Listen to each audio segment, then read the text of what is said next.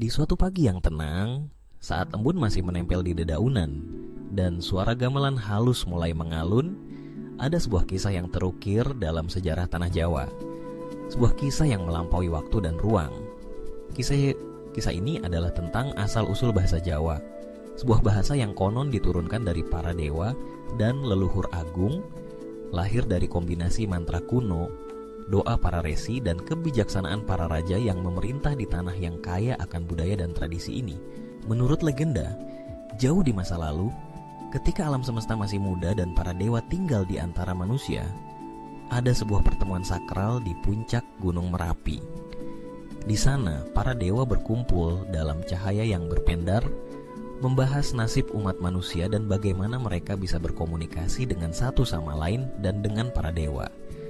Dalam suasana yang magis dan penuh misteri, mereka memutuskan untuk menciptakan sebuah bahasa yang akan menghubungkan hati dan pikiran setiap makhluk hidup.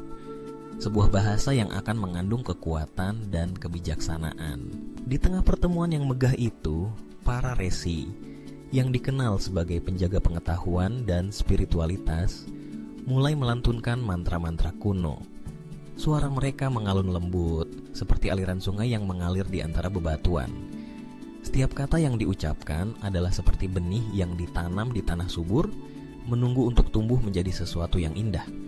Mantra-mantra ini yang diambil dari kitab-kitab suci, mengandung makna mendalam dan kekuatan magis yang bisa mengubah dunia. Sementara itu, para raja yang bijaksana, yang menjadi pemimpin di tanah Jawa, mengamati dengan seksama. Mereka memahami bahwa bahasa adalah jembatan yang menghubungkan jiwa-jiwa. Dengan kebijaksanaan yang mereka miliki, mereka mulai merumuskan kata-kata dan ungkapan yang akan menjadi inti dari bahasa Jawa. Setiap huruf, setiap suku kata dipilih dengan hati-hati, dibentuk dari keindahan alam dan kekayaan budaya yang ada di sekitar mereka. Dalam proses ini, mereka tidak hanya menciptakan sebuah bahasa, tetapi juga mewariskan identitas dan jati diri kepada generasi yang akan datang. Ketika malam tiba, kabut mistis menyelimuti puncak gunung dan cahaya bintang bersinar terang di langit. Para dewa, resi, dan raja berkumpul di sebuah altar yang terbuat dari batu, di mana pahatan aksara kuno telah dibuat dengan penuh cinta. Aksara-aksara ini yang terukir dengan teliti memancarkan cahaya lembut, seolah-olah mereka hidup dan bisa berbicara. Dalam keheningan malam, mereka menyaksikan bagaimana aksara-aksara tersebut bergetar, mengeluarkan suara-suara lembut yang seolah-olah merespons mantra yang telah dibacakan sebelumnya. Di antara mereka, ada seorang resi tua yang dikenal sebagai Sang Hyang Guru. Dengan suara yang dalam dan penuh wibawa, ia mulai mengucapkan doa-doa yang mengandung harapan dan cita-cita. Doa-doa ini adalah penghubung antara dunia manusia dan dunia ilahi, mengundang berkah dari para dewa agar bahasa yang mereka ciptakan bisa membawa kedamaian dan keharmonisan. Dalam setiap bait doa, ada energi yang mengalir, seolah-olah seolah-olah menghidupkan setiap kata yang terucap. Seiring berjalannya waktu, bahasa yang lahir dari pertemuan sakral itu mulai menyebar ke seluruh penjuru tanah Jawa.